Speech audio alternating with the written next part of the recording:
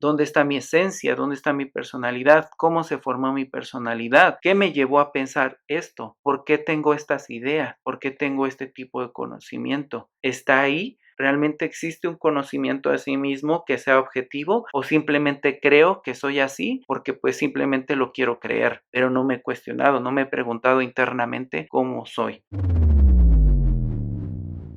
Esto choca con ciertas cuestiones en lo cuales, bueno, voy a dar un ejemplo de una imagen que te voy a dejar aquí para que tú la puedas checar. ¿Por qué hago este ejemplo o hago alusión a este ejemplo? Había repetido que este canal no es meramente un canal que tenga que ver con religión, pero simplemente lo tomo como ejemplo para que podamos entender cuál es el contexto, cómo es que son estas ideas subjetivas y cómo es que se conectan con nuestra percepción, cómo no existe un regulador y se vuelve una creencia. Si nosotros percibimos el mundo a través de lo que vemos, tocamos, oímos y demás, que son los 5 sentidos, es obvio que esta conexión que va a existir entre el mundo interno y el mundo externo va a influenciar de una u otra forma al otro. En la primera parte del video explicaba todo este rollote con relación al mundo externo y cómo influencia al mundo interno, y esto devenido de la subjetividad o de una cuestión llamada creencia. En la imagen que te acabo de enseñar, te la voy a volver otra vez a poner aquí. Ahí tú puedes checar la imagen de una virgen. Esta virgen, bueno, la mayoría de los mexicanos están basados en esta creencia de esta imagen. ¿Por qué? Si ustedes se pueden dar cuenta en la imagen en la parte de abajo tiene un ángel en la cual sus alas tienen los colores de la bandera. La cuestión es si creas o no creas. Eso aquí ya es una cuestión de forma personal. Es muy respetable la forma en la que cada uno de nosotros creemos. Aquí nada más es meramente un ejercicio de observación y de entender esta objetividad y subjetividad y en qué estamos basados y no. La pregunta que radica en esta imagen es ¿qué tiene que ver la patria? ¿Qué tiene que ver la bandera de México con lo divino o con las alas de un ángel o con un ángel en específico? Ahora sabemos que esta imagen fue traída por los españoles hacia México en la conquista que se dio cuando se dio el descubrimiento de Cristóbal Colón y después la conquista de Hernán Cortés, y vinieron y estaban los indígenas, y los indígenas ya tenían un sistema, ya tenían o se regían bajo un sistema, incluso tenían sus propios dioses o sus propias creencias. Ellos creían en una divinidad llamada Tonantzin. De cierta forma tenía las características similares o reflejaban las características similares a lo que eran los indígenas de ese tiempo. Sabemos que los indígenas, la mayoría tienden a tener un tono de piel oscuro. Los españoles, al devenir en la conquista, tenían igual que conquistar no solo las tierras, no solo esta cuestión de territorio, sino también tenía que devenir una conquista psicológica o mental. Y en ese tiempo, bueno, existía lo que conocemos como es la religión católica, que dominaba toda Europa. España incluso se caracterizaba por ser fervientemente católico porque los reyes eran católicos, por tanto pues a donde fueran llevaban con esa seguridad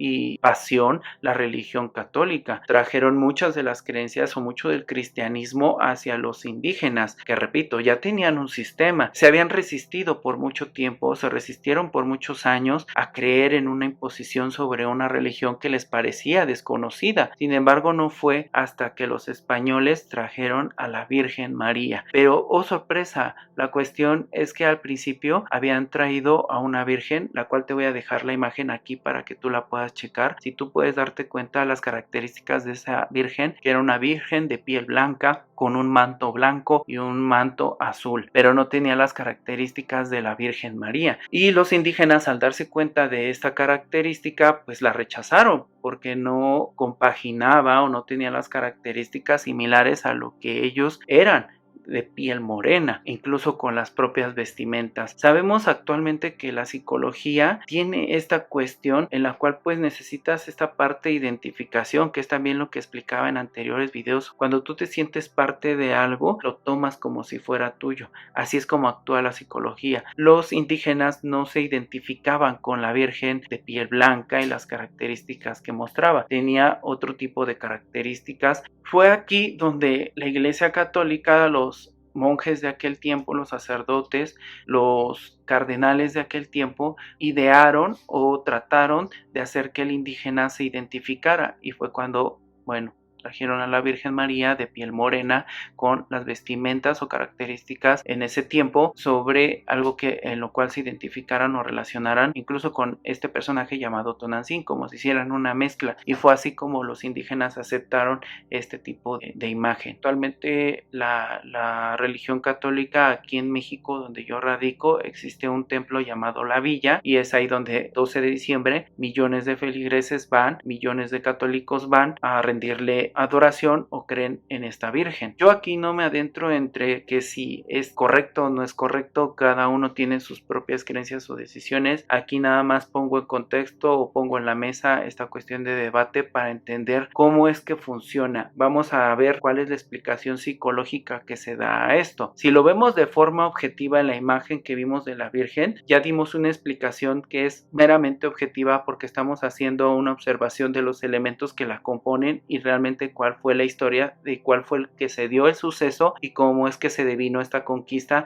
psicológica basado en una creencia de una divinidad. Cuando ya observamos, investigamos y analizamos con profundidad, podemos entender muchas cosas de forma objetiva, es decir, lo estamos viendo desde este punto objetivo. Si lo vemos desde el punto de vista subjetivo, que está devenido de la creencia, se viene la de creencia en algo que es divino y que puede incluso tener una intervención hacia los propios sucesos que se dan en la vida. Aquí es meramente preguntarse o cuestionarse qué tan objetivo o subjetivo puede ser esta cuestión y si podemos discernir o pasar de esta parte de lo que es subjetivo a lo que es objetivo. Hace mucho tiempo un autor llamado Dan Brown, cuando sacó el libro del Código Da Vinci, causó esta controversia porque hacía una observación sobre la pintura de la Última Cena. La mayoría de nosotros tenemos algún conocimiento que tenga relación con la Última Cena. Todos los que realmente tienen una relación con el catolicismo saben de antemano qué es la Última Cena. De todos modos te dejo aquí la imagen para que la puedas ver. Ahí en esa imagen, si te das cuenta, bueno, tenemos a Cristo o a Jesús en la parte de en medio. A un lado se dice, según la explicación de este autor, Dan Brown, y según lo que él descifra como el Código Da Vinci, porque esta es una creación del señor Leonardo da Vinci, pues nos dice que esa mujer pues es María Magdalena, que era la prostituta a la cual Jesús defendió en el momento en que la estaba apedreando, y fue cuando él dijo que el que esté libre de pecado pues que aviente una piedra. Esto logró que esta mujer se identificara con Cristo y lo siguiera, porque se sabe ciertamente que Cristo tuvo no solo 12 discípulos, sino tuvo más discípulos, en los cuales bueno también estaban integrados por mujeres, y uno de ellos tenía que ver con María Magdalena. Según el libro nos relata, Jesús le llamaba compañera a María Magdalena, que en etimología o en traducción correcta se hacía alusión a esposa. Causó mucha controversia porque había tenido una relación con una mujer, incluso había procreado a una hija y había tenido una descendencia, lo cual pues es impensable o no es aceptable